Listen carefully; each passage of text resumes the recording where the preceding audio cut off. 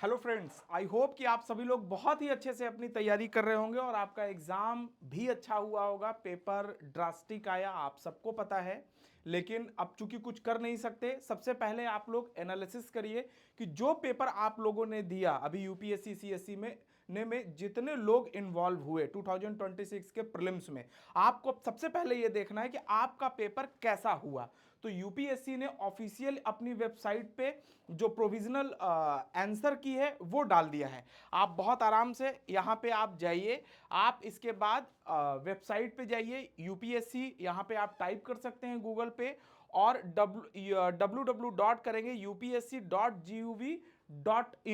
पे आप अगर क्लिक करें ऐसे जाके आप यहाँ पे व्हाट इज न्यू इस तरीके से यूपीएससी का ऑफिशियल वेबसाइट है। यहाँ पे जाके व्हाट इज न्यू आ रहा है, न्यू पे जाके आप यहाँ पे व्यू ऑल कीजिएगा। व्यू ऑल जब आप करेंगे तो देखिए यहाँ पे ये है प्रोविजनल आंसर की सिविल सर्विसेज प्रीलिम्स एग्जामिनेशन 2026। इसको आप जैसे ही क्लिक करेंगे तो ये आपका जनरल स्टडीज पेपर 1 और जनरल स्टडीज यानी सी सेट दोनों का जो है कि यहाँ पे प्रोविजनल मार्कशीट जो है डाल दिया गया है। जैसे सेट ई आप देख लीजिएगा कि आपका कौन सा, ये सेट ई ए है। सेट ई को आप देख लीजिए 100 मार्क्स थे, ठीक है। एक क्वेश्चन को इसमें ड्रॉप आउट किया गया है, ये ध्यान रखिए। जो सेट ए है उसमें एक क्वेश्चन को क्या किया गया है, ड्रॉप आउट किया गया है। जो स्कोरिंग है वो 99 क्वेश्चन पे ही एक क्वेश्चन को देखिए ड्रॉप आउट किया गया है। 99 क्वेश्चन, ये बहुत ही जो है कि इंपॉर्टेंट है आपके लिए। तो आप एक बार देखिए कि क्या है सेक्शन बी, चूंकि एक क्वेश्चन सारे सेट्स एक जैसे ही होते हैं, क्वेश्चंस आगे पीछे होते हैं, तो इसीलिए जो पैटर्न है उसमें एक क्वेश्चन को ड्रॉप आउट किया गया है, ठीक है। आप ए बी और ये सी और ये आपका डी, चार जो सीरीज हैं, ये चारों सीरीज हैं, ये एक साथ एक पीडीएफ बना के अपलोड कर दिया गया है। आप हमारी टेलीग्राम और व्हाट्सएप चैनल पे भी अगर जुड़े होंगे तो वहां पे भी ये जो है अभी थोड़ी देर में इसको शेयर कर दिया जाएगा। अब देखिए बहुत सारे बच्चे जो है कि ये सोच रहे हैं कि आगे की स्ट्रेटजी या आगे के प्लान में हमको क्या करना चाहिए या कैसे करना चाहिए। देखिए सबसे पहले क्या है, पेपर ऐसा नहीं हो सकता है कि अगली बार का पेपर बहुत सही आए। आप पहले किसी चीज को बहुत ज्यादा, आपको पहले कोई चीज देखिए समझनी होगी। ये कंपटीशन है ना, ये कॉम्पिटिटिव एग्जामिनेशन है। आप इंस्टीट्यूशन से लड़ाई नहीं कर सकते। वो क्या कर रहा है, ये हमारे बस में क्या है करना। सबसे पहले अपना सेल्फ इवैल्यूएशन कीजिए आप कि आपने बहुत सही चीज है कि आपने 1 साल 2 साल, कई लोगों ने 3 साल भी मेहनत किया है और मेहनत आने के बाद अगर ऐसा पेपर आ जाए तो आपको दुख होगा, इसमें कोई डाउट है ही नहीं कहीं से कहीं तक भी, है ना। क्योंकि वो बिल्कुल जस्टिसेबल पेपर नहीं है।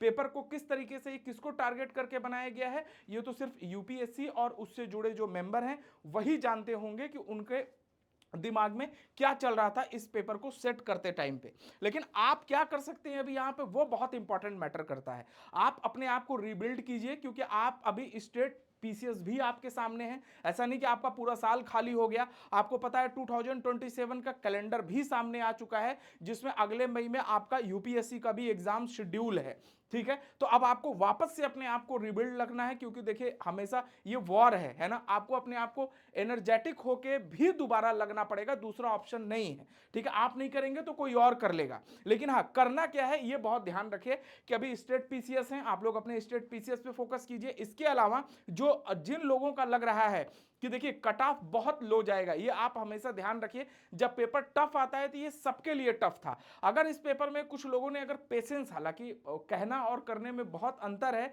जो वहां पे 45 डिग्री के आसपास टेम्परेचर में एट अ टाइम 2 आवर का टाइम, पेपर जितना लेंदी था, अगर एट अ टाइम बैठ के अगर देखा जाए उस सिचुएशन को, और जो प्रेशर होता है एज अ एस्पायरेंट, है ना, कि जब या करो या मरो, डू और डाई का जब सिचुएशन होता है, तो यहां एसी कमरे में या बाहर बात करना चाय के दुकान पे वो बहुत आसान काम है। लेकिन जब एग्जाम का जो प्रेशर होता है वो बिल्कुल, आई एम टोटली एग्री आप सभी लोगों के साथ। लेकिन हाँ, फिर भी आप क्या कर सकते हैं, दूसरा ऑप्शन नहीं है। आप अपने आप को इवेलुएट ही कर सकते हैं, और इवेलुएट करके ही अपनी एनर्जी को और क्या कर सकते हैं, डिस्ट्रैक्ट मत करिए प्लीज। अपने आप को क्या करिए, हाँ, 1 दिन 2 दिन 4 दिन अपने आप को थोड़ा सा आप रिलैक्स करके, या अपने आप को आप जो है कि किस तरीके से आप रिहैबिटेट करके जो है ना अपने आप को फिर से आप लगे, और लगने के बाद अपने टारगेटेड्स को देखिए, जो आने वाले अपकमिंग एग्जाम्स हैं उनको देखिए, जिनको स्टेट नहीं देना है, लेकिन मेरा सजेशन है देना चाहिए, जिनको नहीं देना है वो वापस से 2027 के लिए लगिए।